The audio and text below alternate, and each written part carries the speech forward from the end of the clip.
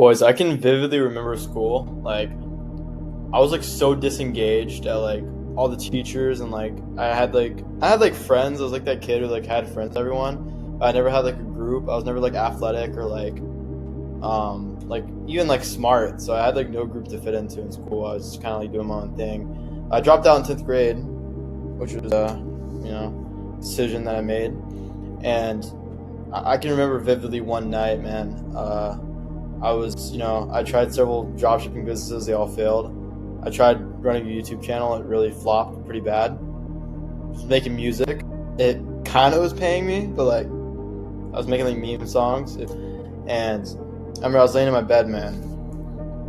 There was this girl I was like hooking up with her at the time, right? She was like rich as fuck, dude. Like rich. Like I was when like her parents went there. She had like this big ass mansion, dude. All these cars up front. I was like, holy shit. And like, I'm a fast food worker who's a dropout, right? And like, dude, I remember like I started like, and I went through like a long like hookup phase. I don't recommend it, boys. It's not, you're not cool if you hook up with random women. It's not. It's validation that doesn't matter. But I started catching feelings for this girl. I actually genuinely started to like her.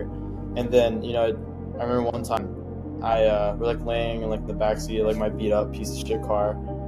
I'm gonna ask her. I was like, why don't you ever thought about like dating me?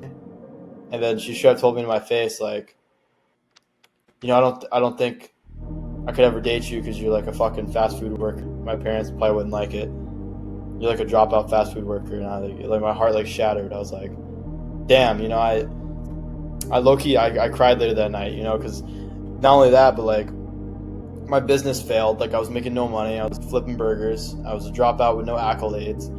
I'm laying in my bed, like just feeling like fucking useless, wanted. I felt, had no purpose. And then eventually, my motivation was like, whoever the fuck your dad is, I'm gonna be richer than that guy. Fuck that guy. Whoever that dude is, never met him, obviously. But my motivation was like, I'm gonna like work hard, grind, become a better man to where like everything to me is accessible in life. I don't ever want some like 7 out of 10 to ever reject me ever again. So that was my motivation to grind forward, boys. She wasn't even that hot. Fuck, she wasn't even hot. 7 out of 10 at most. I was like, my motivation was never gonna be a car I can't have, a place I can't go.